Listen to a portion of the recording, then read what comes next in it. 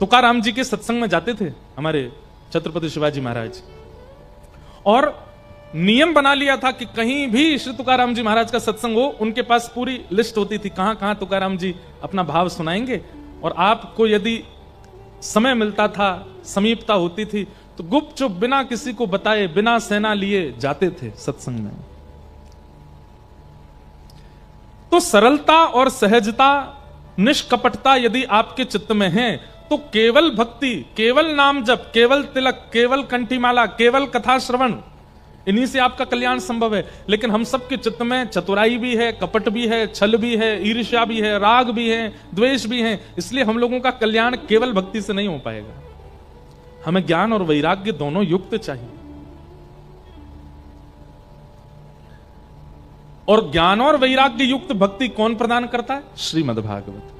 तो पहले हमने महात्मा में ये बात सुनी, फिर दूसरी हमने सुनी कि कहां एक आत्मदेव नाम के ब्राह्मण की संतान नहीं थी, और जब पत्नी ने सहेली के बालक को ही गोद ले लिया और उसी बालक को अपना बता करके पति को दिया, उसका नाम रखा धुंधुकारी, जो कि बड़ा दुष्ट था।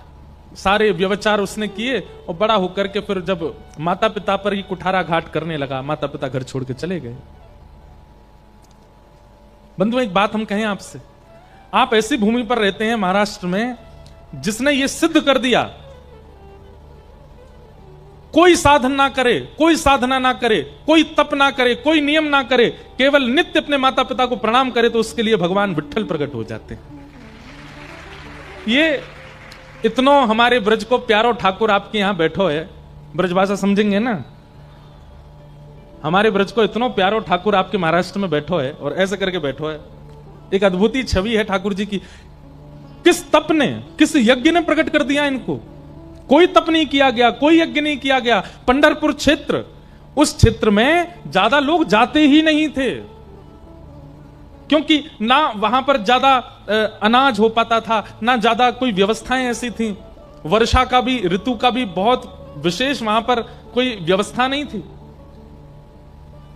कल हम लोग सुन रहे थे दामाजी पंत के समय, तो वहां पर कितनी भुखमरी हो गई थी। ऐसी चंद्रभागा के तट पर केवल एक बालक के द्वारा मातृपितृ सेवा, अपने माता पिता की सेवा इतनी भागई हमारे ब्रज के नाथ को, किसी ठाकुर जी विट्ठल बन के प्रकट हो गए।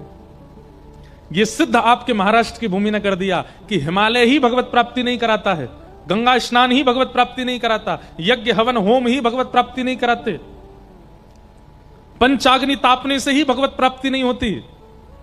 हमारे महाराष्ट्र के पुंडलीक ने केवल माता पिता की सेवा करके भगवत प्राप्ति कर ली। तो भैया, हमारी आजकल के बालकों से एक निवेदन है, जितने युवा यहां बैठे हैं और जो सुन रहे हैं, एक बार को एक माला कम हो जाएगी तो चलेगा, एक बार को तिलक यदि परिपूर्ण नहीं लगा तो भी चलेगा, एक बार को नगर में कथा हो रही है और एक दिन की छूट जाए तो चलेगा, लेकिन एक दिन भी माता पिता के चरण वंदन को मत छोड़िए। नित्य प्रणाम कीजिए, नित्य वंदना करो। माता पिता के चरण वंदन से ठाकुर जी प्रकट हो। अच्छा, इसमें एक बात और है, कई बालकों की मेरे पास में पर्चियां आती हैं, मंच पर भी कई बालक भेज देते हैं, महाराज जी हमारे पिताजी का ऐसा स्वभाव है, वो तो ऐसा खाते हैं, ऐसा पीते हैं, ऐसा व्यवहार करते हैं। मां के लिए नहीं आता, माएं होती नहीं ऐसी, पिता ही कभी कभी थोड़े से ऊधमी हो जाते हैं कई घरों में। तो हम उस पक्ष में पिताओं को तो अलग निर्देश देते हैं कि भाई पिता थोड़े से, एक बात सुनिएगा, पत्नी की दृष्टि में कभी आपकी इज्जत कम हो जाए चलेगा, माता पिता की दृष्टि में आपकी इज्जत कम हो जाए वह भी चलेगा, परिवार के लोगों में आपकी इज्जत कम हो जाए चलेगा, लेकिन बालकों की नजरों में अगर आपकी इज्जत कम होती है, यह आपका सबसे बड़ा दुर्भाग्य है कि आपसे जन्म लेने वाली आपकी संतान वो आपका सम्मान नहीं कर पा रही, क्योंकि आपका खान पान, व्यवहार, बोली चाली इतनी पवित्र नहीं है। इस पर ध्यान देना चाहिए एक पिता को, एक परिवार के सदस्य को, कि कम से कम बालकों के सामने तो हम ऐसा कुछ ना करें कि कल को बालक ये कहें कि भाई हम उनके पुत्र हैं। लेकिन बालकों को चाहिए, भले ही दोष हैं उनमें, आप फिर भी प्रणाम करो, आप फिर भी वंदन करो, फिर भी उनको भजो।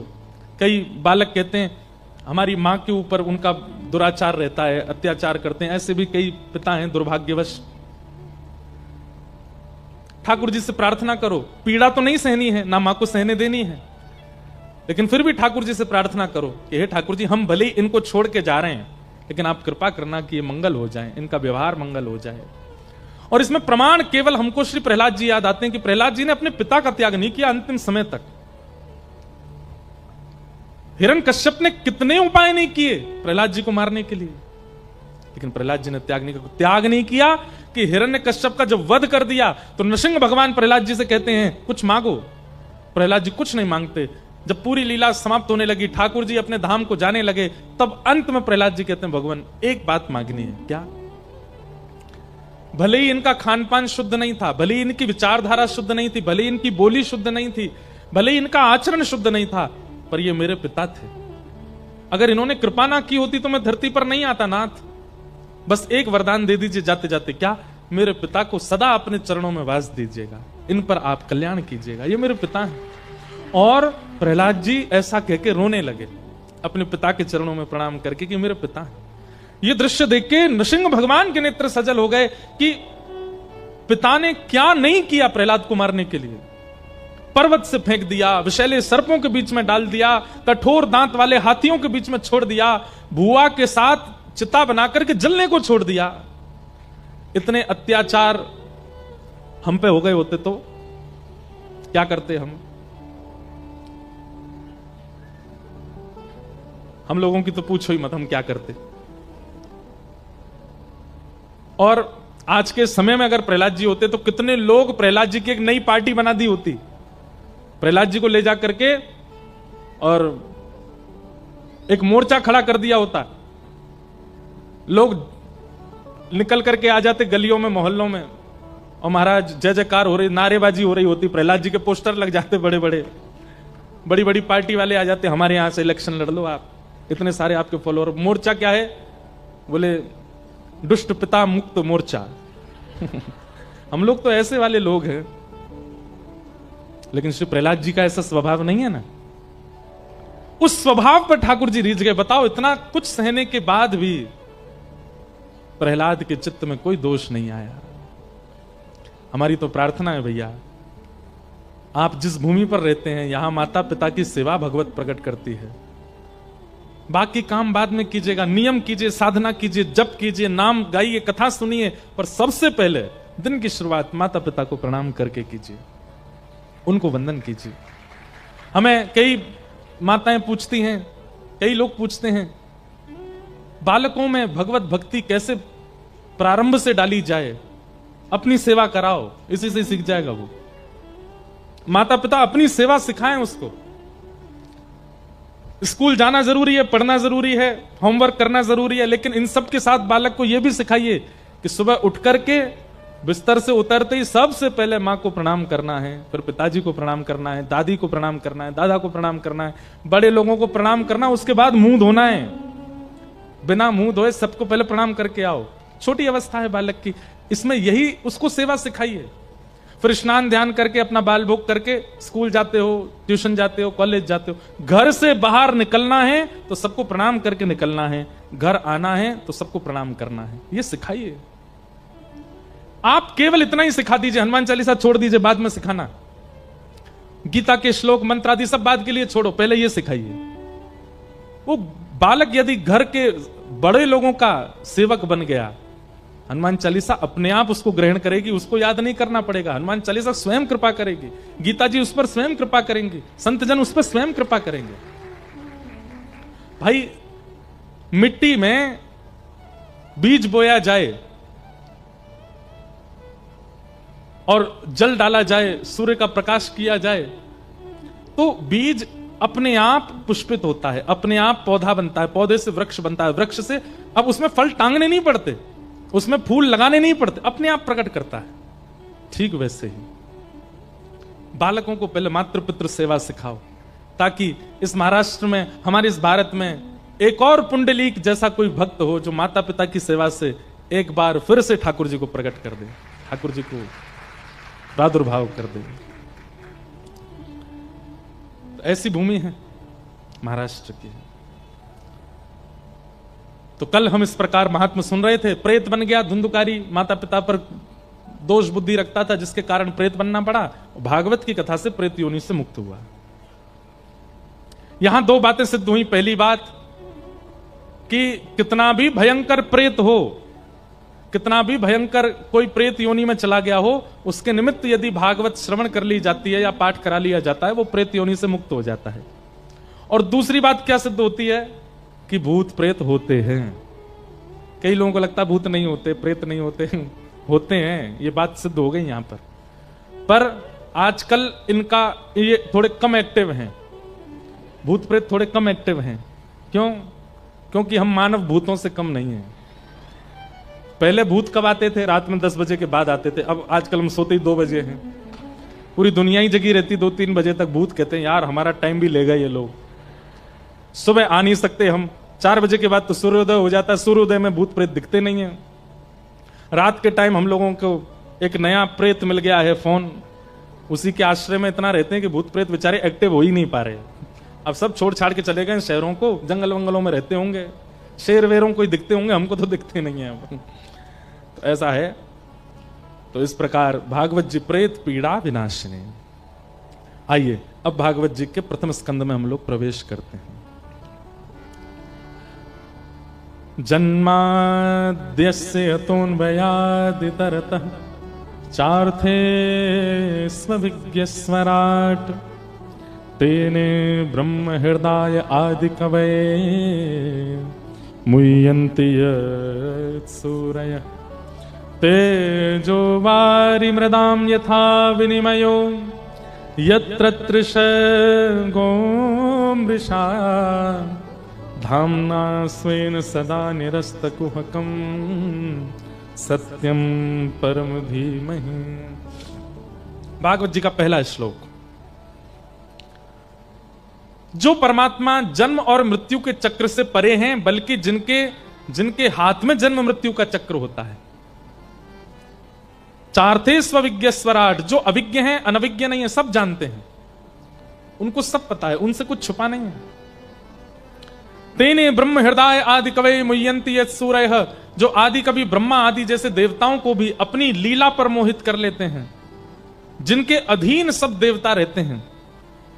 पृथ्वी, जल, अग्नि, वायु, आकाश, ये पंच तत्व जिनकी भ्रगुटी टेढ़ी करने पर लीला करती है। धामना स्वेन सदा निरस्त कुहकम सत्यम परम धीमहि। ऐसे परमात्मा इस अमृष दुनिया को, जो मिथ्या है, अपनी माया से सब लोगों को सत्य सी प्रतीत कराते हैं, ऐसे श्री कृष्ण को, ऐसे परम सत्य परमात्मा को हम बारंबार प्रणाम करते हैं। भगवान कौन है? एक बात हमारी बहुत ध्यान से सुनिए सब लोग। ठाकुर जी के प्रति आस्था होना, ठाकुर जी के प्रति श्रद्धा होना, समर्पण होना, ठाकुर जी के प्रति लगाव होना, ये सब बाद की बात। सबसे पहला ये विश्वास होना कि यही सत्य है, ये परम सत्य है।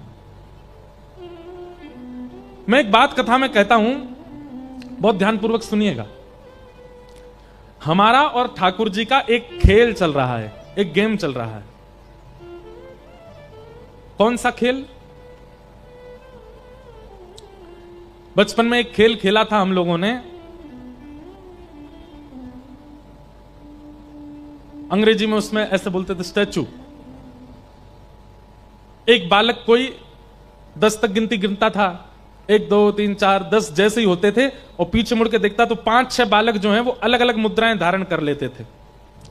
और फिर वो जो बालक गिनती गिन रहा था, उसका टास्क क्या होता है? जितने मूर्ति बन के खड़े हैं, इनको बिना छुए, अपनी बातों से, अपनी क्रिया से, अपनी हरकतों से इनको हंसा के दिखाओ, इनको बुलवा के दिखाओ, इनके हाथ पैर हिला के दिखाओ। और जो जो हिलता जाता था वो आउट होते जाते थे।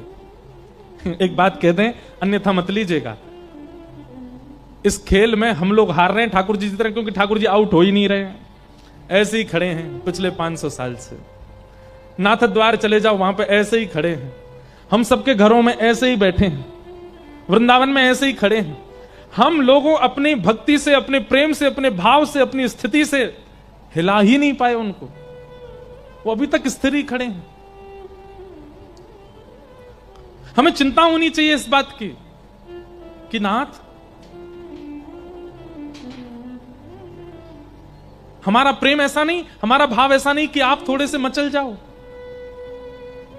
ठाकुर जी जैसे वैसे ही रहते हैं, कभी कोई परिवर्तन उनमें नहीं दिखता। क्यों? क्योंकि हमारे विश्वास में कहीं ना कहीं अभी कमी है, हमारे प्रेम में कमी है, हमारी भावनाओं में, हमारी श्रद्धा में कमी है। हम लोग कहीं ना कहीं स्वार्थी बन जाते हैं, इसी कारण से वो केवल एक स्थिरता बनी रहती है। ठाकुर जी सचल नहीं होते। श्री नामदेव जी महाराज, श्री तुकाराम जी महाराज, ज्ञानेश्वर माउली, जनाबाई, ये जितने नाम हैं भक्तों के, इन सब ने ठाकुर जी को सचल किया, और आज की भाषा में कहूं तो आउट किया था। ठाकुर जी हिल गए थे इनके लिए।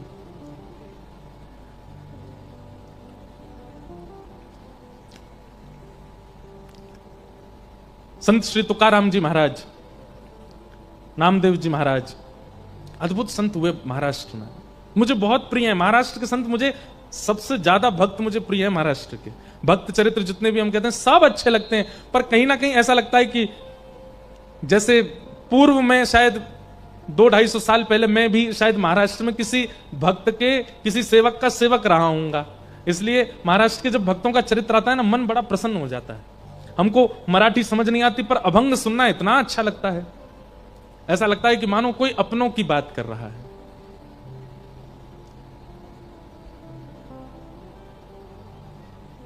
नामदेव जी महाराज एक दिन कीर्तन कर रहे थे और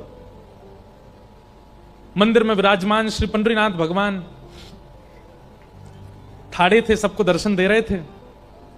और दर्शन देते देते श्री ठाकुर जी इतने व्याकुल हो गए कि पीछे खड़ी हुई रुक्मणी जी से कहने लगे, बोले रुक्मणी जी, बोले हाँ जी बताओ, हमसे रुका नहीं जा रहा है। बोले क्यों नहीं रुका जा रहा, मतलब? बोले नामदेव जी इतना सुंदर कीर्तन कर रहे हैं, इतने आनंद से नृत्य कर रहे हैं, इतने सारे वैष्णव मिलकर के करताल बजा रहे हैं, मुझसे रुका नहीं जा रहा। मेरा मन हो रहा है कि मैं भी कीर्तन में चला जाऊं, जाकर के नृत्य कर लूं थोड़ा सा। रुक्मणी जी बोली, आप यदि चले गए तो यहां दर्शन कौन देगा सबको? बोले दर्शन की तो बात ऐसी है कि आप भी हमारी तरह ही खड़ी हो, थोड़ी देर के लिए आप ही हमारा मुकुट पीतांबर पहन के खड़ी हो जाना, सब आपको विठ्ठल समझ के प्रणाम कर लेंगे, हमको जाने दो।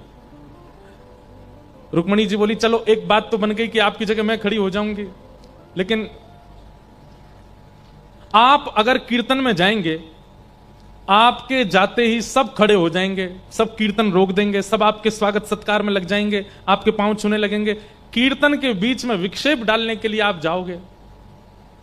ये बात सुनकर के ठाकुर जी रुक गए, बोले कि नहीं ये तो सही है, हम अगर गए तो श्री नामदेव जी भी कीर्तन विश्राम कर देंगे, पूरी जनता खड़ी हो जाएगी, हमको देख करके सब लोग प्रणाम वंदन करने लगेंगे, कीर्तन जो इतना सुंदर चल रहा है विश्राम हो जाएगा। रुक्मणी जी ने जैसे ही देखा कि श्री पंडरीनाथ भगवान थोड़े से मुख मुरझा गया कि कीर्तन में हम नहीं जा पा रहे, हम इस बात को इसलिए बता रहे हैं कि नामदेव जी के शब्द में इतना इतना प्रेम था कि मंदिर में बैठे ठाकुर जी व्याकुल हो रहे थे। नामदेव जी बुलाने नहीं गए, ठाकुर जी व्याकुल हो रहे हैं कि मुझे कीर्तन में जाना है।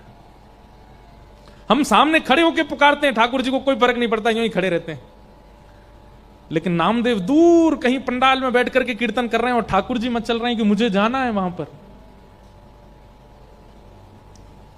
रुक्मणी जी ने जैसे देखा ठाकुर जी का मुख मुरझा गया, तो रुक्मणी जी बोली एक काम कीजिए। बोले क्या? ये आप काली कमली ओढ़ते हैं ना, इसी को सॉल बना करके और ढक करके अपने आप को, और आप चले जाओ कीर्तन में। लेकिन सुनिए, क्या पीछे ही खड़े रहिएगा, कहीं आगे मत जाइएगा, एकांत में बिल्कुल जहां कोई ना हो वहां खड़े होकर के कीर्तन सुन लीजिएगा, थोड़ा आनंद लेके आप आ जाओ। ठाकुर जी बोले ये बढ़िया युक्ति बताई। ठाकुर जी ने तुरंत सॉल ओढ़ी और पूरा अपना सर्वांगीण अंग ढक लिया, काली सॉल और कालो लाला, दिखाई तो दे मैंने लेकिन ठाकुर जी की पहचान तो चाल से ही हो जाती है, उनकी चाल ही ऐसी मदमस्त है कि कोई ना पहचाने। लेकिन फिर भी ठाकुर जी को यह था कि विक्षेप नहीं हो कीर्तन में, मैं पीछे जाके खड़ा हो जाऊंगा। आहा, ठाकुर जी पीछे आकर के खड़े हो गए, हजारों की तादाद में वैष्णव बैठे थे और श्री पंडरीनाथ भगवान पीछे खड़े होकर के एक दीवार से टेक लगा करके मधुर भाव से नामदेव जी का कीर्तन सुन रहे हैं। और सुनते सुनते सुनते सुनते जैसे जैसे कभी कभी श्रोताओं में उचंग आती है ना, ऐसे ठाकुर जी में उचंग आने लगी। और जैसे ही कीर्तन की गति लय तेज हुई, थोड़ा कीर्तन की गति तीव्र होने लगी, श्री ठाकुर जी भूल गए कि मुझे सबसे छुपना है। वहीं कमर पर हाथ धर के उछल उछल करके कीर्तन करने लगे, नृत्य करने लगे। और नृत्य करते करते ठाकुर जी के नेत्र बंद हो गए। अब जैसे ठाकुर जी नृत्य करने लगे, धीमे धीमे जनता में प्रवेश करने लगे। अब पहले तो लोग उनको जगह नहीं दे अंदर आने की, लेकिन जैसे पीछे मुड़ करके देखें कौन है धक्का दे रहा है, पीछे देखें तो साक्षात पंडरीनाथ, और अपनी कमर पर हाथ धर करके मधुर भाव से नृत्य कर रहे हैं। हल्ला हो गया सब श्रोताओं में, अरे साक्षात पंडरीनाथ आ गए। सब ने मार्ग दे दिया और श्री ठाकुर जी नृत्य करते करते नेत्र बंद हैं, अश्रुपात प्रेमाश्रु गिर रहे हैं नेत्रों से, और कभी भुजा उठा के नृत्य करते हैं, कभी कमर पर हाथ धर के नृत्य करते हैं। सब देख करके आश्चर्यचकित हो गए। ठाकुर जी नृत्य कर रहे हैं और नृत्य करते करते जैसे ही सन्मुख आए, इतनी तन्मयता से ठाकुर जी नृत्य करने लगे कि ठाकुर जी की पीतांबरी धीमे धीमे खुलने लगी और खुल करके सर्वांगीण अंग से पीतांबरी उतरने लगी। लेकिन ठाकुर जी को भान नहीं है कि मेरी पीतांबरी उतर रही है।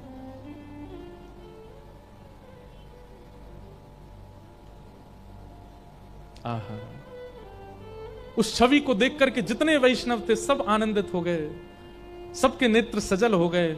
सबने ठाकुर जी को प्रणाम किया, दंडवत किया। इतना प्रेम ठाकुर जी करते हैं एक वैष्णव वाणी से। एक अभंग गाया जाता है, उसका अर्थ तो मुझे ज्यादा नहीं पता।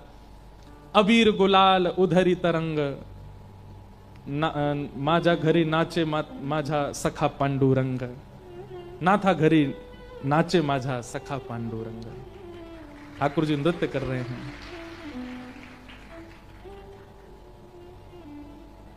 हम वैसे तो बहुत सौभाग्यशाली कि हम ब्रज में जन्मे, पर कहीं हमारा जन्म महाराष्ट्र में हुआ होता ना तो हम सारे अभंग याद कर करके गाते। तो मराठी हमारी भाषा ही हो जाती ना फिर, लेकिन अब मराठी हमको आती नहीं। अच्छा, दूसरी बात क्या है, आप भाषा समझ करके भगवत वाणी कभी नहीं पढ़ पाओगे, भाव समझ के ही याद कर सकते हो। हमको तो इतना सुख लगता है, इसीलिए हम अष्ट सखाओं को गाते हैं, क्योंकि वो हमारी ब्रज भाषा में है। लेकिन कहीं महाराष्ट्र मराठी हमको थोड़ी आ गई होती तो हम सारे यहाँ के अभंगों को याद कर करके सुनाते कथाओं में, अपने लाल जी को सुनाते, भागवत जी को सुनाते। इतना सुंदर लगता है महाराष्ट्र का भाव। तो हम क्या कहना चाह रहे हैं, हमारी पुकार से तो हिलते भी नहीं है ठाकुर जी। और श्री नामदेव जी का कीर्तन दूर चल रहा है, ठाकुर जी पहुंच गए, नृत्य करने लगे और इतने बेसुध होकर नृत्य करने लगे कि पीतांबरी उतरने लगी ठाकुर जी की। तो भैया, ये जितने वैष्णव भक्त हुए, इन्होंने ठाकुर जी को इस खेल में आउट किया है। किस खेल में? कि ठाकुर जी मूर्तिमंत बन के खड़े हैं और वो अपनी कला से, अपने प्रेम से, अपने भाव से, अपने शब्दों से मूर्तिमंत ठाकुर जी को हिला डुला सके। हम में वो सामर्थ्य नहीं। हम तो खूब प्रयास करते हैं, ठाकुर जी फिर भी ऐसे ही खड़े रहते हैं। इसका मतलब क्या है, हमारी उस भाव में, हमारी उस श्रद्धा में, हमारे उस प्रेम में कहीं कमी है, इसलिए ठाकुर जी हिल नहीं रहे हैं। उसके लिए सबसे पहली बात क्या रखनी है, ठाकुर जी को परम सत्य मानो। ये परम सत्य है, ये विश्वास चित्त में आना चाहिए कि ये परम सत्य है। ठाकुर जी के सन्मुख जाकर के पूर्ण भाव से जब पंडरीनाथ भगवान का दर्शन करो, श्री रंगनाथ भगवान का दर्शन करो, राधा रमन लाल जी का दर्शन करो, तो ये भाव चित्त में आ जाना चाहिए, ये परम सत्य है। ये प्रथम भाव रखना है हमें चित्त में। उसके बाद आपका प्रेम, उसके बाद श्रद्धा, उसके बाद भक्ति, जो कोई भी है वो अपने आप सुंदर होती चली जाएगी। कहीं ना कहीं हमारे चित्त में परम सत्य की भावना नहीं है, इसीलिए बाकी के सब भाव निपुण नहीं हो पाते। श्री वेदव्यास जी महाराज ने भागवत के प्रथम श्लोक में कृष्ण को प्रणाम नहीं किया, राम को प्रणाम नहीं किया, नारायण को प्रणाम नहीं किया, विष्णु को प्रणाम नहीं किया। क्या कहते हैं? सत्यम परम धीमहि, मैं परम सत्य को वंदन करता हूं। केवल यही भाव परम सत्य का चित्त में लेकर के वेदव्यास जी ने संपूर्ण भागवत की रचना कर दी। हमारे अंदर कहीं ना कहीं संसार सत्य है, ठाकुर जी को सत्य मानते हैं, पर कहीं ना कहीं संसार को भी सत्य मानते हैं, कहीं ना कहीं व्यवहार को भी सत्य मानते हैं। एक बार सुनिएगा, संत श्री तुकाराम जी महाराज नाम सुना है? आप नहीं सुनेंगे तो कौन सुनेगा है? महाराष्ट्र वालों को नहीं पता होगा तो आपको पता है, जैसे हम लोग कीर्तन करते हैं ना, जय जय राम कृष्ण हरि, ऐसे एक कीर्तन और होता है, ज्ञानोबा तुकाराम, ज्ञानोबा तुकाराम, ज्ञानोबा तुकाराम। ये ज्ञानोबा तुकाराम कीर्तन क्यों होता है? एक बार श्री पंडरीनाथ भगवान को शयन करा करके पुजारी जी चले गए, और श्री पुजारी जी जैसे ही नेत्र बंद करके सोए तो उनको क्या दिखा कि ठाकुर जी को मंदिर में शयन करा के आए, कंबल उड़ा के आए, और पुजारी जी के सोते ही नेत्र में स्वप्न क्या आया, ठाकुर जी ने अपना कंबल हटा दिया और पांव में घुंघरू बांध करके, अपने पैरों में घुंघरू बांध करके और हाथ में करताल लेकर के श्री पंडरीनाथ भगवान नृत्य कर रहे हैं, गा रहे हैं। रुक्मणी जी बैठ करके मृदंग बजा रही हैं, ज्ञानोबा तुकाराम, ज्ञानोबा तुकाराम, ज्ञानोबा तुकाराम। ये दृश्य देख करके पुजारी जी व्याकुल हो गए, बोले मैं ठाकुर जी को सुला के आया, ये कैसा सपना आया कि ठाकुर जी सोए नहीं है। दौड़ करके गए और मंदिर में जाकर के धीमे से भीतर गर्भगृह के अंदर झांक करके देखा तो वहां यही दृश्य दिखा। श्री पंडरीनाथ भगवान हाथ में करताल लिए, मंजीरा लिए, ज्ञानोबा तुकाराम, ज्ञानोबा नृत्य कर रहे थे। रुक्मणी जी मृदंग बजा रही हैं और श्री ठाकुर जी नृत्य कर रहे हैं। पुजारी जी ने तुरंत प्रणाम किया, जय हो पंडरीनाथ। ठाकुर जी तुरंत स्थिर होने लगे, अपने स्थान पर खड़े होने लगे, बिल्कुल स्थिर। बोले अब मत होइए, चोरी पकड़ ली हमने, अब जैसे हो वैसे ही रहो। ठाकुर जी बोले आप क्यों आ गए? बोले क्योंकि हमको स्वप्न में दिख रहा था कि आप सो नहीं रहे हो, आप नाच रहे हो। पूरे दिन आप खड़े रहते हो, लोग बाग आपके दर्शन करते हैं, और रात को भी आप सोते नहीं हो। क्या कीर्तन कर रहे हो आप? और कीर्तन तो ठाकुर के नाम का होता है। ये ज्ञानदेव तुकाराम, ज्ञानोबा तुकाराम, भक्तों के नाम का कीर्तन क्यों कर रहे हो आप, वो भी अर्धरात्रि को? ठाकुर जी बोले मुझे इनकी बहुत याद आती है, इन्होंने मेरे को इतना गाया, मेरा इतना कीर्तन किया कि मैं स्वयं को रोक नहीं पाता इनका कीर्तन करने से, इसलिए करताल लेकर के पूरी रात मैं अपने भक्तों का कीर्तन करता हूं। पुजारी जी बोले एक बात बताइए, भक्त तो आपके बहुत सारे हुए, लेकिन आप केवल ज्ञानोबा तुकाराम ही क्यों? ये दो मतलब आपके ज्यादा प्रिय हैं। श्री ज्ञानदेव जी महाराज और श्री तुकाराम जी यही आपके अति प्रिय हैं। बाकी के इतने सारे भक्त हुए, श्री नामदेव जी भी हुए, और उत्तर भारत के कई सारे भक्त हुए, अष्टसखा हुए, इस सब तुलसीदास जी महाराज आदि, इन सब का किसी का नाम नहीं, ज्ञानोबा तुकाराम। ठाकुर जी बोले भक्तों की यदि गिनती की जाए तो मेरे अवतार कम पड़ेंगे, भक्तों के अवतार ज्यादा हैं। इतने सारे भक्त हैं कि सबका नाम एक साथ गाना मेरे लिए संभव नहीं। इसलिए हम क्या करते हैं, बोले एक भक्त तो है आदि भक्त और एक भक्त है अंत भक्त।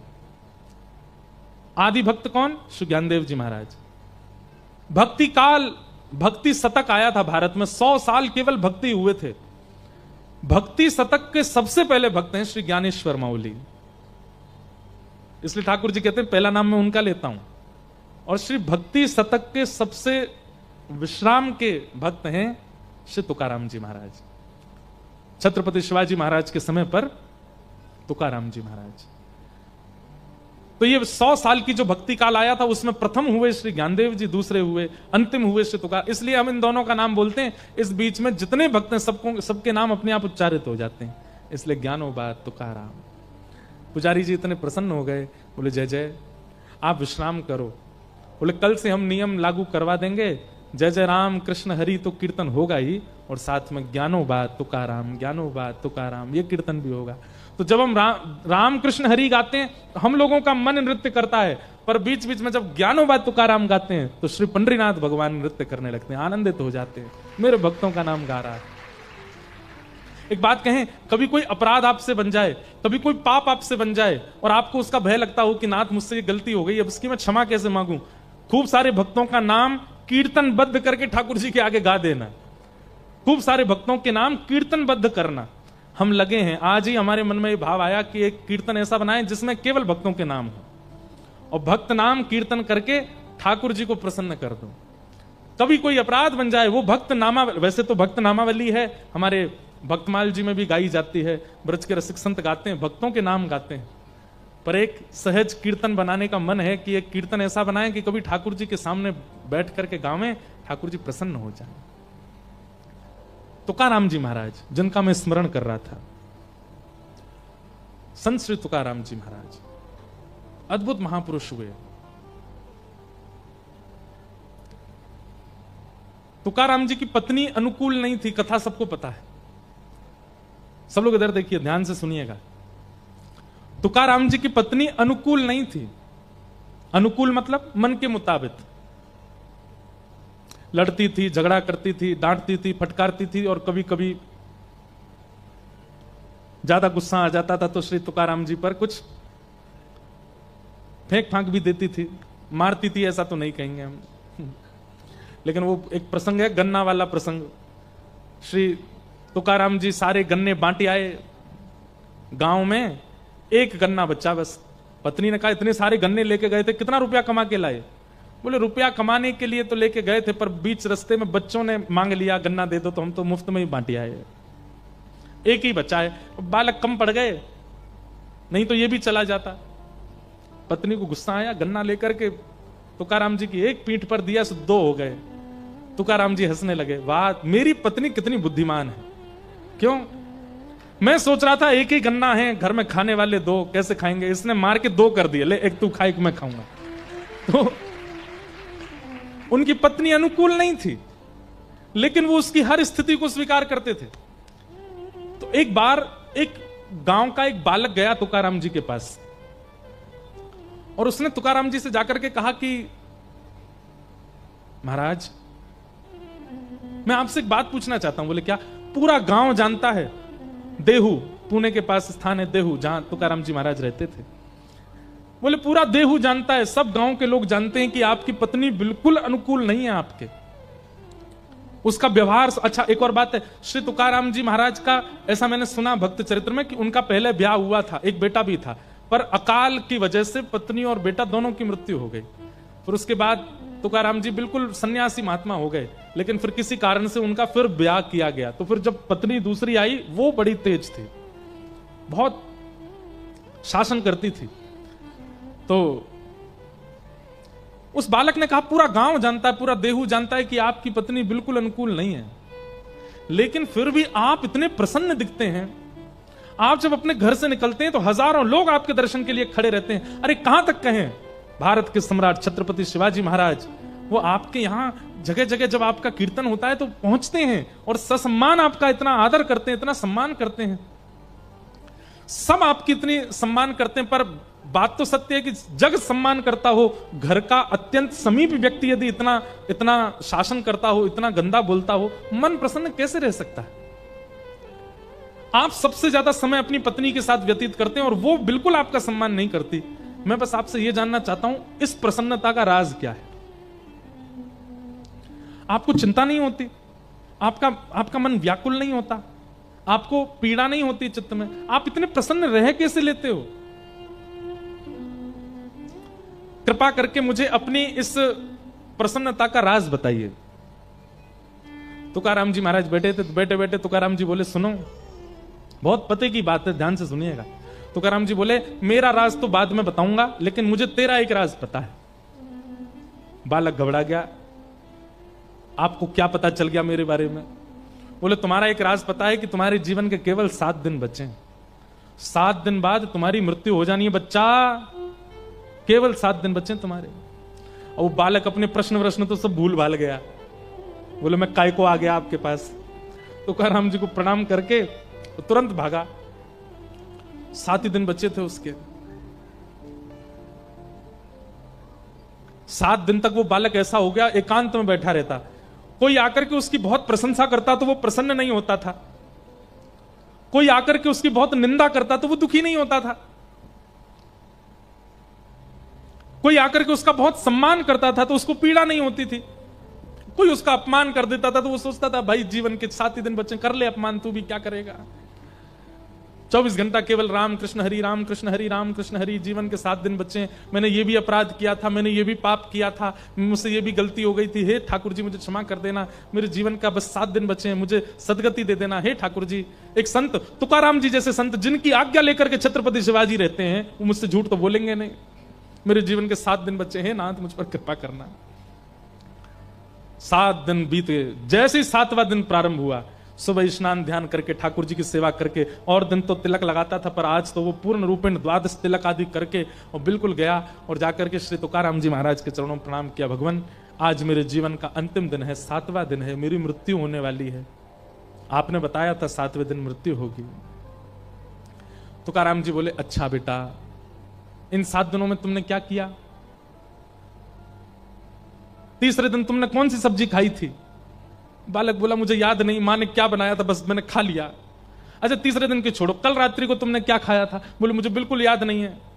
अच्छा, तुम्हारा किसी ने सम्मान किया था? बोले, मुझे वो भी स्मृति में नहीं है, पता नहीं, आए तो थे बहुत। किसी ने अपमान किया, किसी ने गलत गाली दी तुमको? बोले, दी तो थी, पर वो भी मुझको याद नहीं है। बोले, क्यों याद नहीं है? बोले, मैं केवल रामकृष्ण हरि रामकृष्ण हरि रामकृष्ण हरि जप रहा था, मन में ये सोच रहा था 7 ही दिन बच्चे हैं, किसी का अपमान लेकर के क्यों दुखी हूं, किसी का सम्मान लेकर के क्यों प्रसन्न हूं, क्या बनता है, नमक है कि नहीं, नींबू है कि नहीं, रोटी है कि नहीं, चावल बने हैं, क्या बना है, पूरन पोली बनी, जो मिलता था बस खा लेता था, मैंने ज्यादा चिंतन किया नहीं।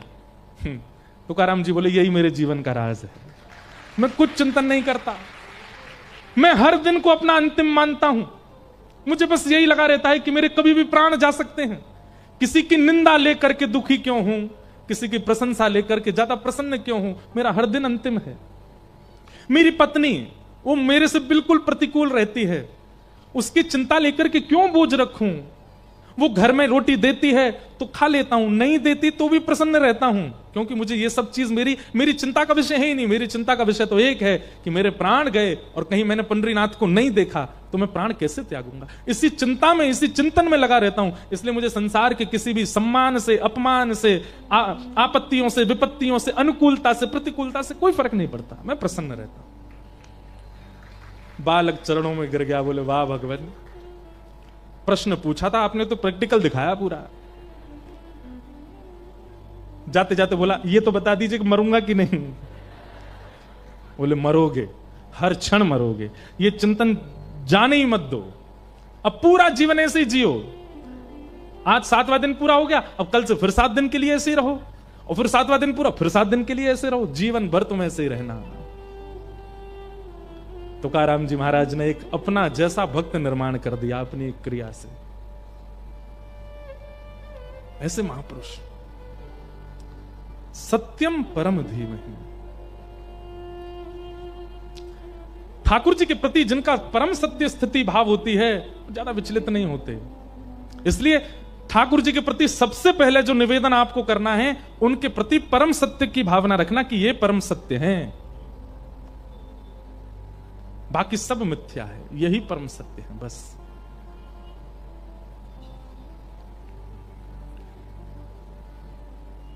कि धर्म प्रोजित कई तवोत्र परमो निर्मत्सराणाम सताम वैद्यम वास्तवमत्र वस्तु शिवदम तापत्रयोन्मूलनम श्रीमद्भागवते महामुनि कृते किंबा परैरीश्वर।